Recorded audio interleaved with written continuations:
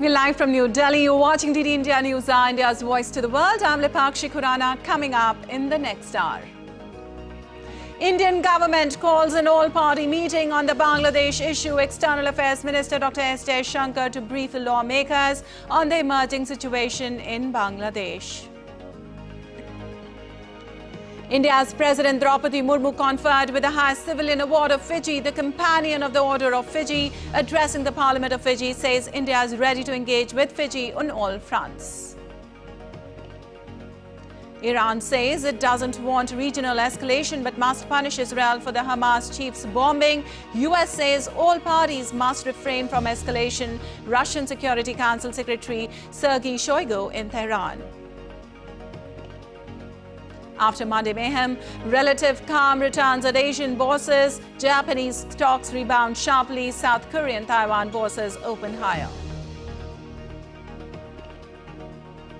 And in sports, Indian men's hockey team will continue their quest for a place in the final after 44 years as they take on Germany in the semi-final clash at the Paris Olympics.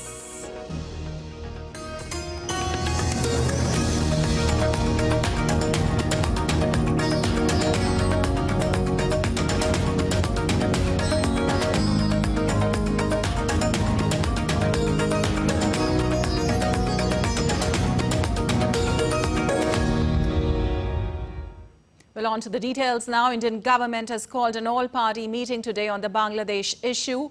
External Affairs Minister Dr. S. Jaishankar will brief the leaders of various political parties.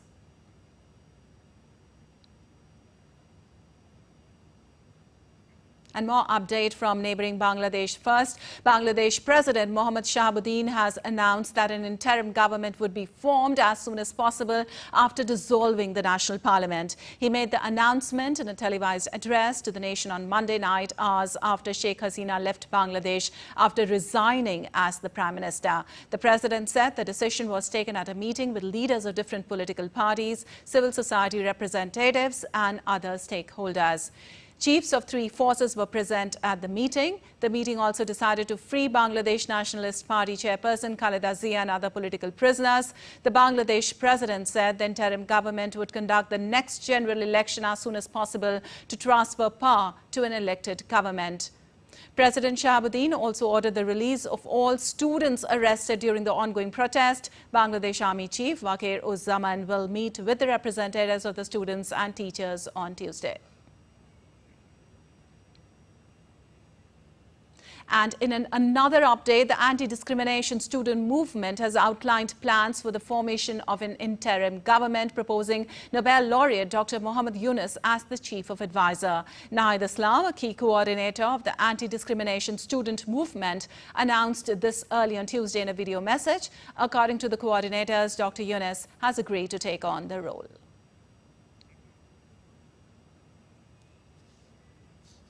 Well, India is closely monitoring the developments in Bangladesh. The Border Security Force has issued a high alert to all units along the India-Bangladesh border following recent developments in the neighboring nation. In the wake of the emerging situation, Air India on Monday cancelled the scheduled operation of flights to and from Dhaka with immediate effect and stated that they are continuously monitoring the situation. Bangladesh Prime Minister Sheikh Hasina tendered her resignation on Monday and left the country. After Hasina left the country, many people entered the Ganabadhan, the residence of the Prime Minister. According to media reports, people were seen decamping with various items from public buildings. A crowd was also noticed inside the Parliament building and people were seen taking things from inside the Parliament building as well.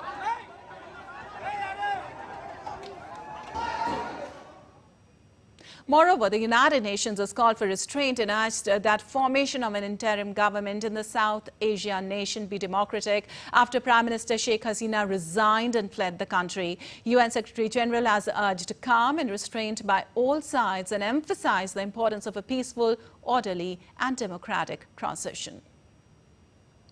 We're watching the situation in the country very closely. We continue to call for calm and restraint and to urge all parties to respect the right to peaceful assembly and expression. We urge security forces to protect those out on the streets of Dhaka and other cities of Bangladesh. You'll have seen that the High Commissioner for Human Rights, Volker Turk, issued a statement yesterday in which he called for violence in the country to stop. He added that accountability for human rights violations, including those with superior and command responsibility, is crucial. The international community must make it clear that at this pivotal time, there will be no impunity. NDT India's Jessica Taneja joins us for more on this. Well, Jessica, good morning. A lot has happened since yesterday. Hasina fled Bangladesh. She was given almost just 45 minutes to leave the country. What is the latest update you're getting up for us from there? Well, as you mentioned earlier, an all-party meeting will be held with External Affairs Dr. S. Jaishankar briefing the lawmakers about the current developments in Bangladesh and with respect to what the Prime Minister of Bangladesh, Sheikh Hasina, would her entire whereabouts would be, and the entire situation, how the neighboring country is now looking at in terms of political reformation and a peace process of sorts. You pointed out also that the student leaders who have been at the forefront of these protests have demanded that the chief advisor should be the former Nobel laureate, Muhammad Yunus, who should be made in charge immediately. And of course, the demands being met in order to restore peace and calm on the streets. While there were moments of destruction yesterday as well, the number of people who have died because of these protests in the last 2 days has gone up to 136, which is alarming because earlier, 2 weeks ago, from the violence that we witnessed on the weekend was about 200, and that toll now stands at 336. And that is a lot of students who also died at this point. Right, Jessica, as you mentioned and we mentioned earlier, an all-party meeting planned today. What are the implications for India and what happens next? Well, Sheikh Hasina has been an ally of India and, of course, a leader for the last 15 years. This was her 4th term in office, and a lot of connectivity projects and other projects as well linked to infrastructure development were cemented and were started with her. So, of course, there was this political trust established over the years with Sheikh Hasina, and the last 15 years have seen India and Bangladesh ties strengthen over the years, and with Bangladesh moving with India all those years. So, of course, this would be giving the Indians a moment, or especially the Indian policymakers, a moment to think on how to reflect on the current situations and what lies ahead and how the situation should be monitored, because India would have to be well prepared to deal with people who are now going to fish in troubled water, especially the radicals who don't seem to be looking at India favorably at all. All right. Jessica, for our viewers, it's been over a month since the country is on a boil and there were different demands by the protesters, by the student protesters. What was it this time that got them to the streets? Was it because the government ignored the call to release student leaders, or was it that after 15 years of Hasina's rule, a change was imminent? Well, there are a lot of factors that determine as to how this protest. Yes, Jessica? In a matter of days and now continuing till over a month. Well, the recent violent escalation, of course, is to be blamed on the brutal crackdown by sending in forces on the streets against protesters who were students, primarily beginning from the University of Dhaka. And once that had taken over the streets, you saw many parts of the country, particularly Chittagong as well, that witnessed violence on the streets.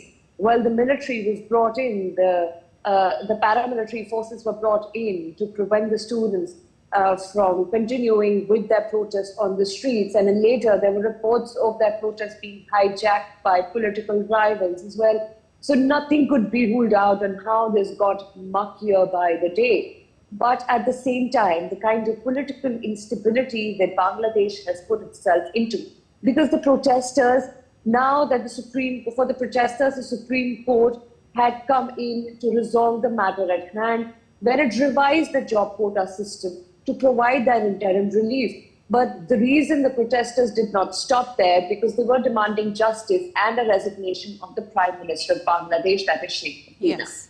For many, the economic situation hasn't been that well. Let's not forget, Lipakshi, that Bangladesh is the world's second largest garment exporter after China.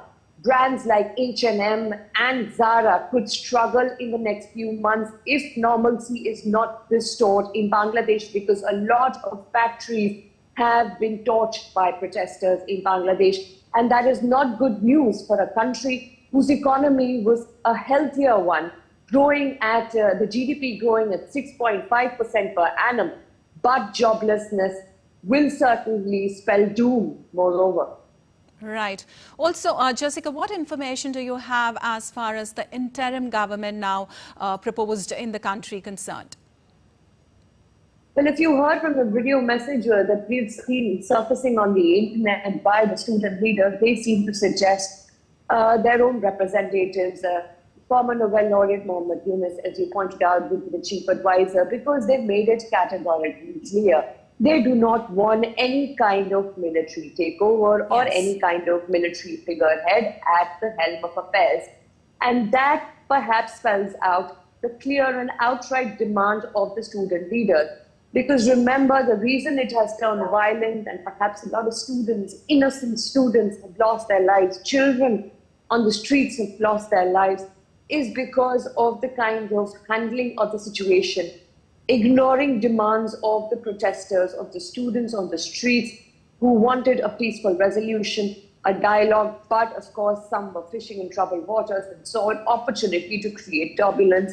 And perhaps military interference is not something that Bangladesh has not seen before. It has in the past, but it was Sheikh Hasina who kept the military at bay and created a rather secular environment and a secular government in a rather Islamic country. So, of course, things now look a little difficult, but the students say at this point that they will want all their demands met, including the ones that I just mentioned. Certainly a fragile situation there. Thank you so much, Jessica, for all that update now. And as we told you, Indian government has called an all-party meeting today on the Bangladesh issue. External Affairs Minister Dr. S. Shankar will brief the leaders of various political parties.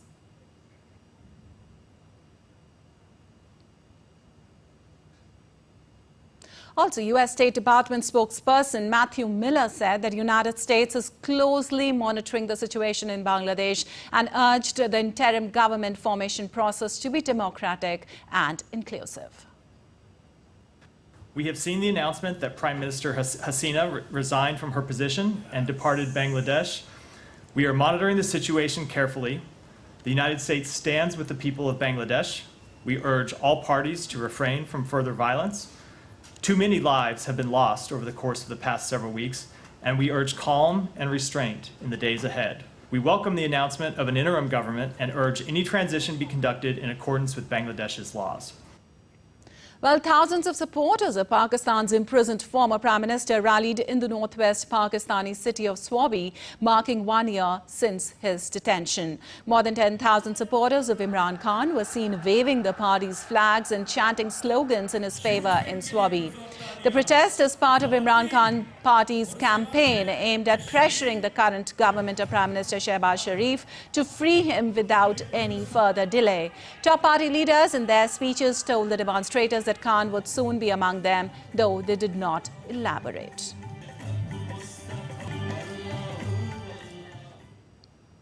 And still to come, indeed India News Hour. U.S. Democratic candidate Kamala Harris campaigns to announce vice presidential running mate ahead of the pair's first campaign rally. Storm Debbie churned towards Georgia and the Carolinas, drenching northern Florida.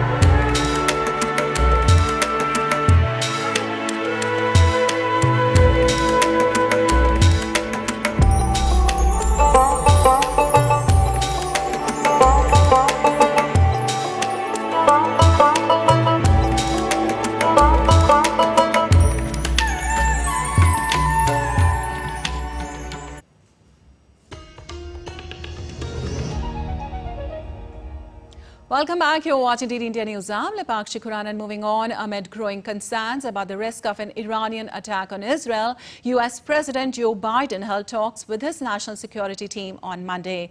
President Biden and Vice President Kamala Harris were briefed by the national security team on the situation in the West Asia, including threats posed by Iran and its proxies to Israel and U.S. service members. They were also briefed about an attack on Iraq's Al-Assad airbase on Monday and discussed the U.S. response. Biden and Harris were also updated on U.S. efforts to support Israel militarily if it is attacked and diplomatic efforts to de-escalate regional tension, reach a ceasefire and hostage release deal in Gaza.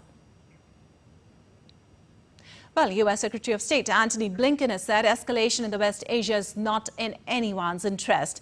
Blinken said that U.S. was engaged in intense diplomacy to help calm tensions amid fears Iran is preparing a retaliatory strike against Israel.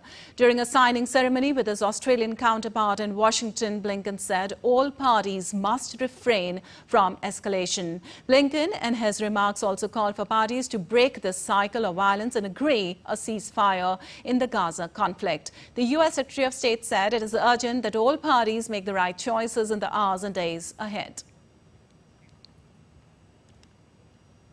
And at least 5 U.S. personnel were wounded in an attack on Iraq's Al-Assad airbase on Monday. The suspected rocket attack took place at U.S. and coalition forces at Al-Assad airbase.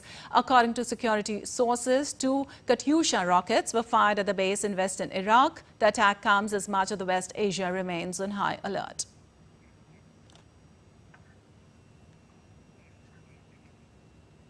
And as tensions rise in West Asia, tens of thousands of foreign nationals are trying to leave Lebanon following warnings from a number of embassies. With Iran and its proxies threatening to attack neighboring Israel, many international airlines have suspended their services to the Lebanese capital, Beirut, prompting a scramble from foreign nationals to try and secure a seat out. From Beirut, DD India's Trent Murray has more on this. Well, there's been long lines at Beirut International Airport as tens of thousands of foreign nationals here heed their respective governments' advice and try to leave this country as concerns grow. It could be on the brink of seeing a major war. We know a number of embassies have issued urgent warnings for people to leave, but it's just not that simple because there's not that many airlines flying here anymore. Certainly the European carriers, the big ones like British Airways, Lufthansa, Air France have all suspended their services. There really is only a handful of airlines now left from the Middle East, including Qatar, Emirates, Egypt Air and Turkish that are still flying here. But for people trying to leave, securing a seat is very difficult. Demand is exceeding capacity. The flights are sold out for many days ahead, and they're also incredibly expensive. So we do know that there is some concern amongst Western governments in particular about what would happen if a conflict was to break out while people were still here and unable to leave. Back in 2006, when this country saw a war with Israel, then Beirut International Airport was bombed by the Israelis and was taken out of service. Given it's the only airport in the country, that left foreign governments with the difficult task of actually trying to evacuate people via the sea on ships and ferries to neighbouring Cyprus. Of course, we know some of that contingency planning is taking place right now. We can verify that based on what US and other officials are saying in different embassies, but they are hoping that it won't come to that. They're hoping that either tensions can be subsided or foreign nationals can get out still using commercial services. But it does really come at a time where tensions do still remain high. The rhetoric continues to be ratcheted up. And we know both Iran and Lebanon's based Hezbollah are continuing to send a strong signal that a big attack on Israel is still coming. Trent Murray for DD India, Beirut. All right, U.S. Defense Secretary Lloyd Austin spoke to Israeli Defense Minister Yoav Gallant to reaffirm U.S. commitment to Israel's defense from threats posed by Iran, Lebanese, Hezbollah and other Iran-aligned militia groups. Both the leaders agreed the attack from Iran-aligned militias on U.S. forces stationed at Al-Assad Air Base in western Iraq marked a dangerous escalation. During the conversation, Austin updated Minister Gallant on measures to strengthen U.S. military posture in light of this escalating situation. in Iran's president Masoud Pezeshkian called for expanded relations with Russia as he spoke with a senior Russian official. Sergei Shoigu, the secretary of Russia's Security Council, met Iran's president and top security officials as Tehran awaits its response to the killing of Hamas's political bureau chief Ismail Haniyeh. Russia condemned the killing of Haniyeh and called on all parties to refrain from steps that could tip the West Asia into a wider regional war. Iran's president said that shared positions between Iran and Russia in prompting a multipolar world will certainly lead to greater global security and peace.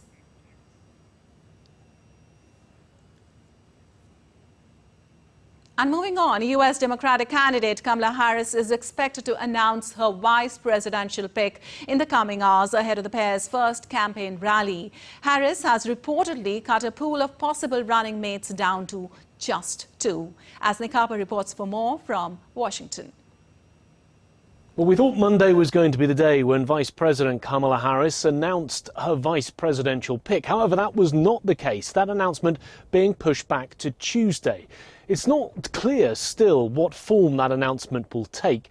Remember, when Joe Biden announced his vice president, Kamala Harris, back in 2000, he did it in an email that was quickly followed up by a video. And the thinking is that we could see something similar, an email to supporters, a video put on various social media platforms. But of course, all of that will come before the late Tuesday afternoon rally that Kamala Harris and her vice presidential pick will be holding in the city of Philadelphia in the important swing state of Pennsylvania. Now, it seems as if her cast of about 6 or 7 candidates has now been whittled down to just 2. Pennsylvania Governor Josh Shapiro and Tim Walz, the Minnesota governor. Those seem to be the final 2 in contention. We know that they had meetings with Kamala Harris, interviews over the course of the weekend at her private residence in Washington, D.C., and it really is now a wait-and-see situation. We know that after that rally on Tuesday, the 2 of them will then embark on a tour of about 6 or 7 other swing states, the likes of Wisconsin, Arizona, Nevada, Georgia, all places that could make or break her chances of winning the election in November. So a crucial decision ahead. It's still not clear if she has finally made it or if that's something that she'll come to the decision on Tuesday morning ahead of informing the public of who she wants to be her running mate for the 2024 election. Nick Harper in Washington, reporting for DD India. Well, several explosions were heard in Kyiv during an air raid alert, but authorities said air defense units had intercepted incoming missiles. According to the head of Kyiv's military authorities, Ukrainian air defense units were operating in the city and in the surrounding Kyiv region, and there was no damage or casualties reported.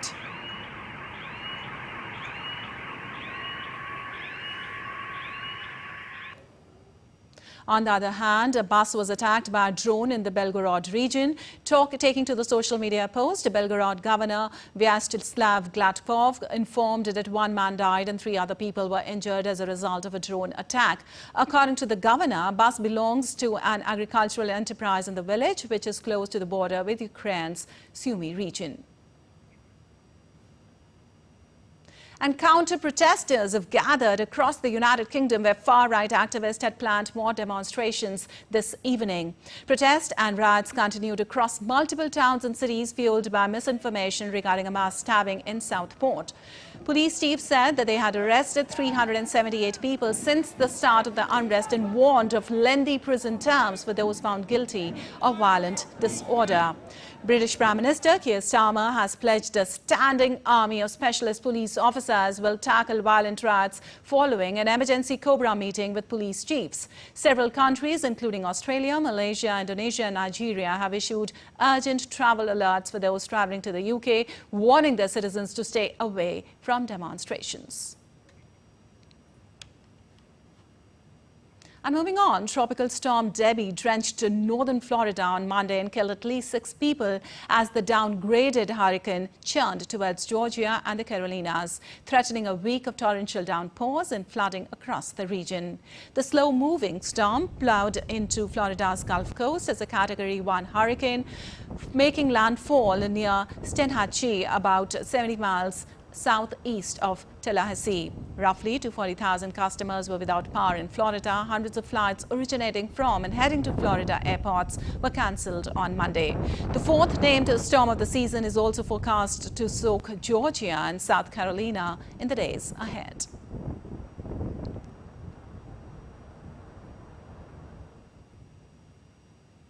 Well, a South Korean farmer, Ma Myung-san, has successfully cultivated subtropical bananas on a community farm in Seoul, thanks to rising temperatures caused by climate change.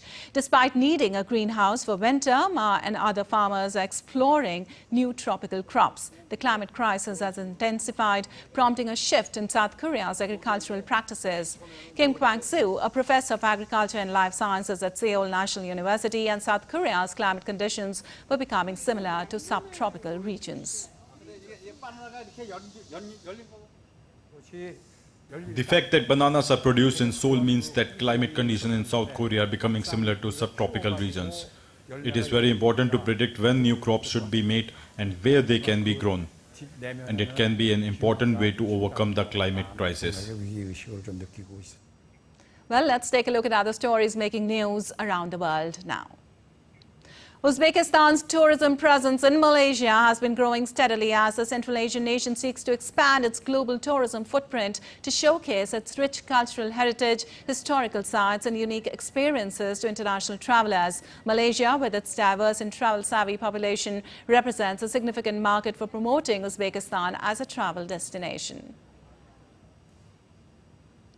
Poto Jatra in Patan marks the conclusion of the longest festival in Nepal. The festival is one of the greatest religious events in the city and the longest chariot festival celebrated of Nepal that is celebrated as a public holiday in the Kathmandu Valley. This tradition symbolizes rain and fertility in the Kathmandu Valley. And still to come on DD India News Hour. India to host the first BIMSTEC Business Summit in the national capital to foster greater regional collaboration through robust trade and investment. The IMD issues an orange alert for several northeastern and western states, predicting severe rainfall.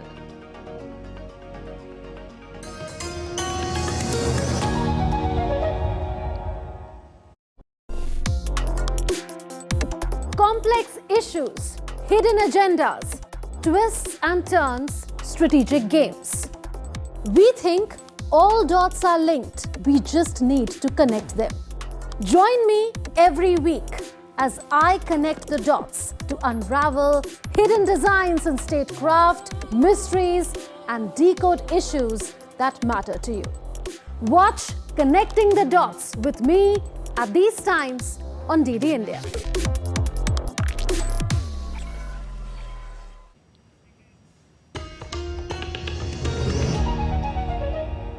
Welcome back. You're watching DD India News. I'm Lepakshi Kurana, and time now for a quick recap of the headlines. Indian government calls an all-party meeting on the Bangladesh issue. External Affairs Minister Dr. S. Jaishankar to brief the lawmakers on the emerging situation in Bangladesh. India's President Droupadi Murmu conferred with the highest civilian award of Fiji, the Companion of the Order of Fiji. Addressing the Parliament of Fiji, says India is ready to engage with Fiji on all fronts.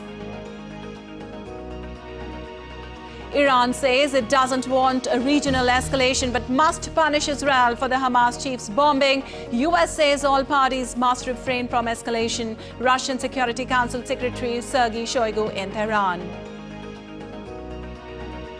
After Monday mayhem, relative calm returns at Asian bourses. Japanese stocks rebound sharply. South Korean Taiwan bourses open higher. And in sports, Indian men's hockey team will continue their quest for a place in the final after 44 years as they take on Germany in the semi-final clash at the Paris Olympics.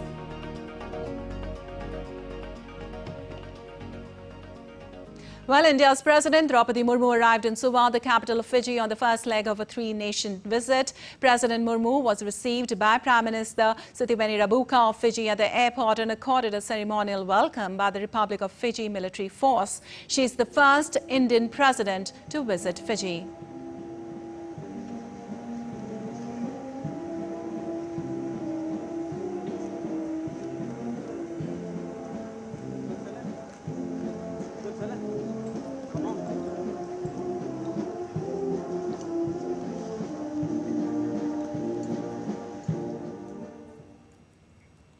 Earlier, school children in capital Suva were also filled with excitement as they cheered and waved flags to welcome President Droupadi Murmu. Children were seen in large numbers welcoming the Indian president by waving their hands.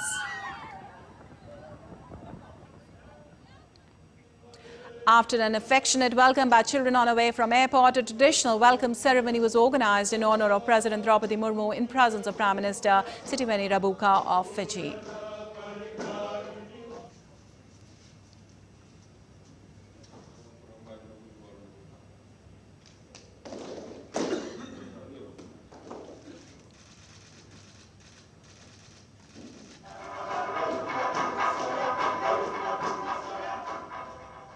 Moreover, Fiji President conferred the Companion of the Order of Fiji upon President of India Droupadi Murmu on Tuesday. This is the highest civilian award of Fiji. President Murmu said that this honor is a reflection of the deep ties of friendship between India and Fiji.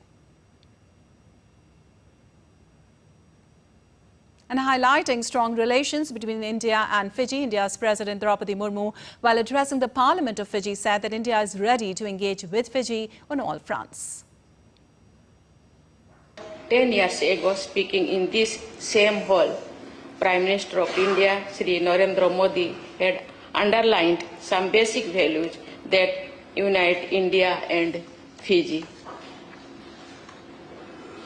These include our democracy, the diversity of our societies, our creed that all human beings are equal, and our commitment to the liberty, dignity, and rights of every individual. These shared values are eternal and shall continue to guide us ahead. Well, as India completes 75 years of diplomatic relations with Fiji, President Murmu praised the high level of engagement between the two countries. As we celebrate the 75 years of India's diplomatic presence in Fiji, I am pleased to see the strong growth in our high-level engagements, development projects, and our people-centric activities. In the last 18 months alone, 15 ministerial-level visits have taken place on both the sides.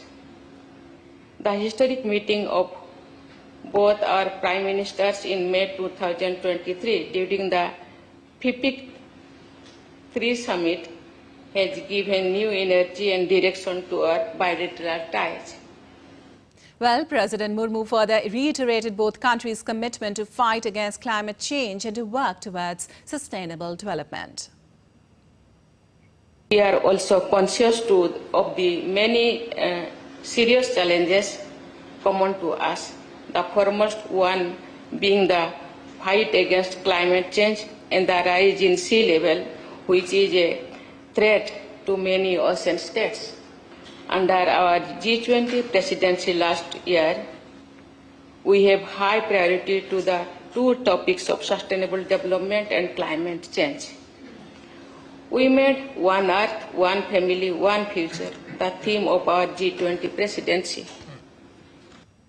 Also, India's President Droupadi Murmu praised Indian diaspora during an address in a community reception in Suva, Fiji today. India's President Murmu reiterated that Indian diaspora in Fiji has significantly contributed to the development of Fiji and the Pacific region. अपने दोनों देशों के बीच मित्रता को मजबूत करने की प्रक्रिया में एक जीवंत पुल, लिविंग ब्रिज के रूप में भूमिका निभाए हैं। जहां भारतीय प्रवासियों ने लगभग हर देश में अपनी छाप छोड़ी है, वही फिजी में आपकी असाधारण यात्रा विशेष रूप से दुनिया के लिए महान प्रेरणा का स्रोत है। And moving on, India will host the first Bay of Bengal initiative for multi-sectoral technical and economic cooperation business summit in the national capital on Tuesday. The business summit will be inaugurated by External Affairs Minister Dr. S. Shankar, and other union ministers will deliver a keynote address. The first edition of the business summit aims to foster greater regional collaboration through robust trade and investment relations among the member countries of the BIMSTEC. The event will bring together more than 300 key stakeholders from across the Bay of Bengal region to facilitate economic collaboration and explore ways ahead in focus areas such as trade facilitation, regional connectivity, energy security, inclusive growth and sustainable development. Well, India is hosting its first multinational air exercise, Tarang Shakti 2024, from Tuesday in southern state of Tamil Nadu. In the exercise, nearly 30 countries are participating, and out of 30, 10 countries will join the exercise with their fighter aircraft. The exercise is being conducted in 2 phases, which aims to showcase India's defense prowess and provide a platform for participating militaries to foster interoperability. The ex-Tarang Shakti will achieve these objectives through the participation of different countries. It will be achieved through the successful completion of intricate operations involving the accomplishment of different missions by the participating countries, thus improving different capabilities simultaneously. And now for some weather updates across India. The Indian Meteorological Department issued an orange alert for the states of Manipur, Mizoram, Gujarat, Sikkim, West Bengal, Nagaland, Tripura, Assam, Meghalaya, Maharashtra and Rajasthan, predicting severe rainfall. The Met Department has stated that monsoon conditions will stay active over central and adjoining northwest India for the next 2 days. The temperature in the national capital is likely to hover between 26 to 25 degrees Celsius. According to IMD, the sky will be mostly cloudy. There will be very little rain, thunderstorms and strong surface winds. West Madhya Pradesh is likely to receive heavy rainfall in the coming days. In the meantime, there will be rain in Goa and Konkan regions also.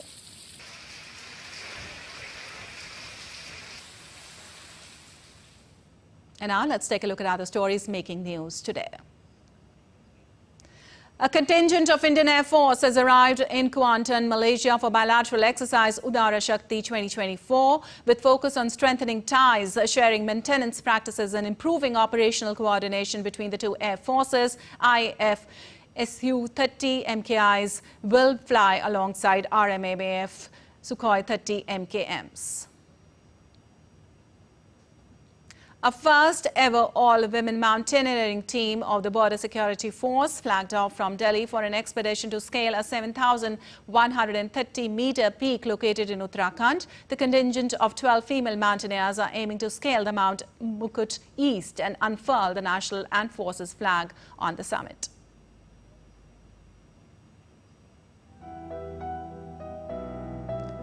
On the occasion of 78th Independence Day, the nation will witness the celebrations from the Red Fort in New Delhi in the presence of special guests from across India. These guests are specially invited to the capital to witness the hoisting of the national flag by the India's Prime Minister Narendra Modi. Special guests, including representatives from farmer-producer organizations, have been invited for the celebration. Amid heightened security, another batch of Amarnath Yatra pilgrims departs from Pantha Chowk, Srinagar base camp for Baltal and Pahalgam routes under heightened security measures. The Amarnath Yatra commenced on June 29th and will conclude on August 19th. Still to come on DD India News Hour. A US judge ruled that Google violated antitrust law. Stay with us to know the entire matter.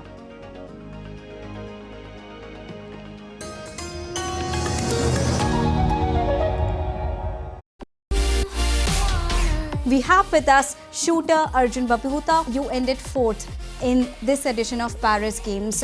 What do you have to say about your performance? I just finished 4th and it is very close to the medal pace, but overall I try my best and I'm proud of it. I belong to a middle class family and it was very challenging for us to get all these expensive equipments and to maintain those expenses. I'm very thankful to Tops for all this, and it played a big role in my success.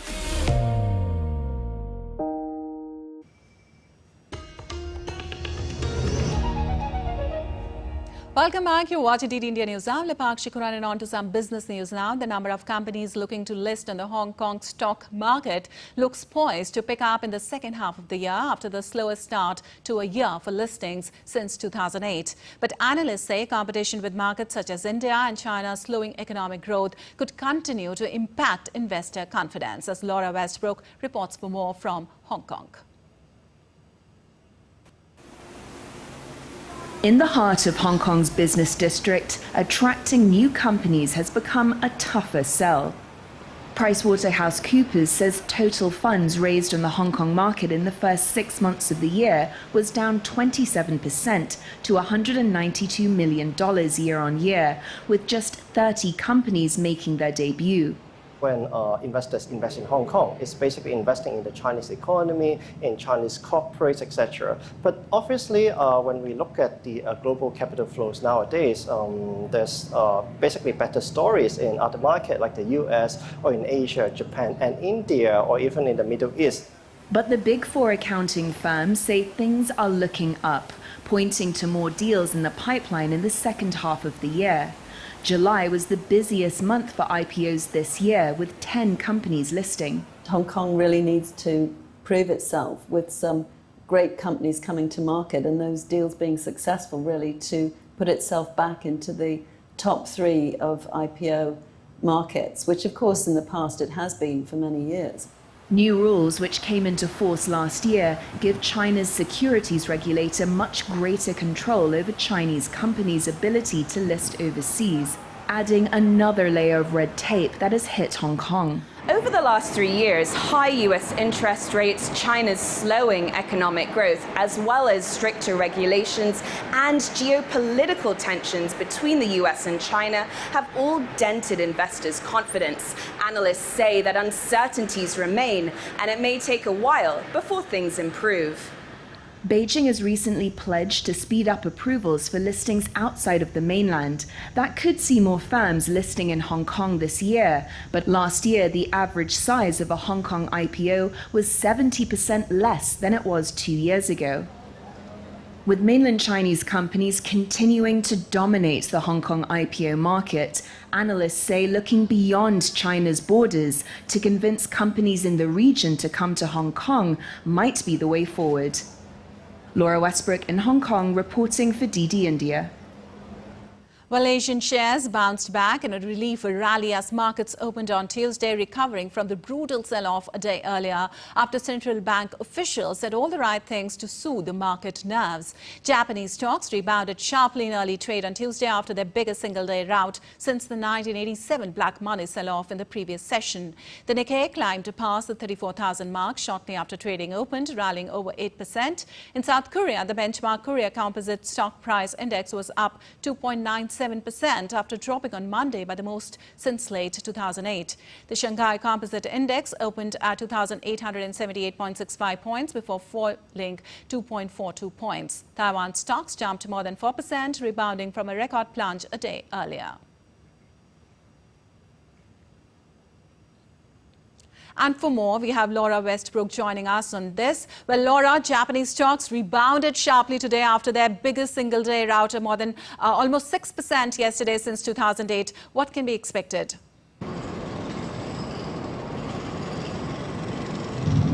Yes, we are seeing a bit of a rebound after that brutal sell-off on Monday. Whether it can recover to the magnitude of losses does remain to be seen. But we are seeing Japanese stocks rebound to around 10%. That comes after a 12.4% loss on Monday on the Nikkei 225 index, its lowest level since 1987. And as you mentioned, other stocks in the region, South Korea, Taiwan and Hong Kong, they're also up today. And analysts have told me that this rout on Monday really was the culmination of a perfect storm of several factors. They said that the US market is concentrated on a few companies, especially the tech sector, so any negative news can really impact the market by a large margin. We're also seeing weak economic data come out of the US. In particular, on Friday, a jobs report showed that hiring had slowed considerably. And this has sparked fears that the US Federal Reserve has been too slow to counter fears of a weakening US economy, which could lead to a recession. And here in Asia, last week, the Bank of Japan made a surprise interest rate hike, and that was triggered some 3 days of equity sell-offs that culminated in Monday's dramatic fall. All right, Laura, also the MSCI Asia Pacific Index jumped as much as about 3.9%, heading for its best day since November 2022. Are the markets expected to remain volatile as both indexes still remain in the bear market territory after tumbling between almost 12% and 14% in the prior session? Yeah, many analysts that I've been speaking to have cautioned and said, look, this wild ride is not over yet. Many eyes will be on the US and particularly on this meeting by the Federal Reserve in September to look to see if they will cut the interest rates, many saying that they could cut interest rates by 50 basis points. Many analysts have told me that the jury is still out of whether the US will have a soft landing or a recession. When it comes to Japan, analysts say that the Bank of Japan will continue its gradualization of slowing its slow and measured path when it comes to interest rates. It really doesn't want to spark any further volatility, so it will stick to the plan. And it really does depend, though, analysts say, on the US and any upcoming US economic data, whether the US economy will continue to weaken or whether we will see signs of improving. And we also have geopolitical tensions in the Middle East, and with that situation being extremely unpredictable, that could see investors flock to safe havens like gold and bond, as we've been seeing in the past day. All right, much depends on the U.S. markets, which can rebound, or much there seems to be seen. All right, thank you, Laura, for all that update from there. And moving on, John Scullman, one of the co-founders of artificial intelligence company OpenAI, has left the ChatGPT maker for rival Anthropic. In a post on social media platform X late on Monday, Scullman said that the choice stems from his desire to deepen his focus on AI alignment and to start a new chapter of his career where he can return to hands-on technical work. Tesla CEO Elon Musk, who was also one of the co-founders of OpenAI and left 3 years later, revived his lawsuit against the company and CEO Sam Altman on Monday, saying that the firm put profits and commercial interest ahead of public good.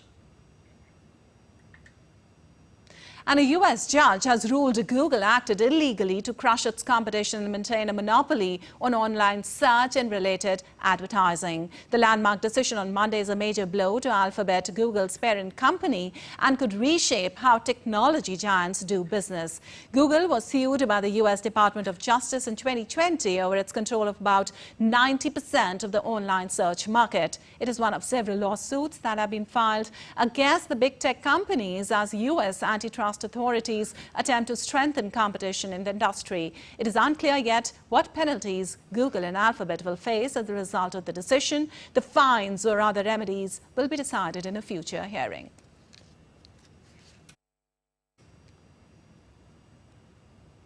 Well, as we told you earlier, Indian government has called an all-party meeting today on the Bangladesh issue.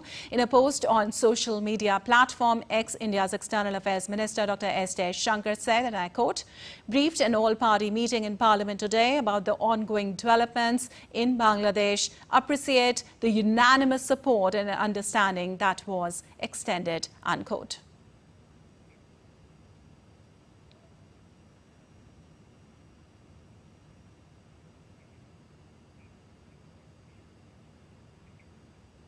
While you're watching DD India News Hour, time now for some sports news and some updates from the Paris Olympics.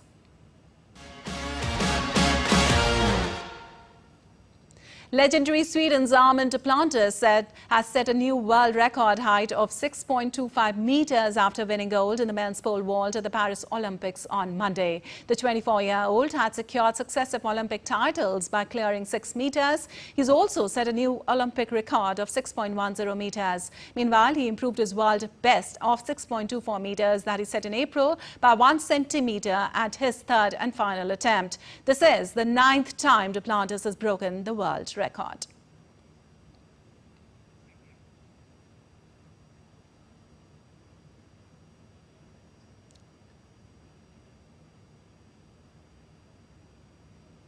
And the Indian contingent will hope to turn things in their favour with a packed schedule lined up on Monday. Men's table tennis team will start the proceedings of the day with a round of 16 game, while Neeraj Chopra will also be in action in the men's javelin qualification event. DD India's Narayan Singh has more from Paris. Take a listen. A new day starts with a new hope for the Indian contingent at the Paris Olympics, and Neeraj Chopra along with Kishore Kumar Jaina will begin their campaign with qualification in the men's javelin throw event at the Paris Games. Neeraj will be hoping once again for a one-and-done show. All athletes meeting the qualification standard of the 84-meter or at least 12 best performers advance to the final. After Kishore and Neeraj's Asian Games 1-2 finish, both will be hoping to reach the final in the Paris together again. While Kishore has struggled for the form, Neeraj enters the field as one of the contenders again. So hope both of them will perform their best in this Paris Games tournament. Talking about hockey, it will be Germany versus India, the rematch of the bronze medal contest that India won famously in the Tokyo Games. Harmanpreet Singh's men take on reigning world champions in Germany, what promises to be another tough contest. India will be without the suspended Amit Rohidas. So it's going to be, we can say, a tough match, but India played fantastic hockey throughout the tournament. Talking about wrestling, in the 50 kg category, Vinesh Fogart will be there, and she has endured a tough, heartbreaking Olympic campaigns in the past, but managed to qualify for the Paris by going down to the 50 kg. But she faces a massive test against the defending champion. Now talking about the table tennis, Manika Batra and company began their campaign with a 3-2 win against Romania to reach quarterfinal, but the men's team face a huge task to follow the suit as they begin their campaign against mighty Chinese team. So we are hoping that today Indian team will continue, we can say the Neeraj Chopra especially, and with Kishore Jaina, the good work done by them in the Asian Games here. And other athletes will also do some good work so that India can increase their medal tally in the Paris Games. Well, Nepal defeated Maldives to book a place in the semi-finals of the Kawa Women's National Volleyball League in Nepal. Earlier, Nepal beat the Maldives in straight sets during the last group stage match on Monday. Following the win, Nepal finished second in the points table and will now meet Iran in the semi-finals. Iran finished third in the points table. Meanwhile, India and Sri Lanka will compete in the first semi-final. India topped the league stage while Sri Lanka finished fourth. The first semi-final between Sri Lanka and India will start on Tuesday.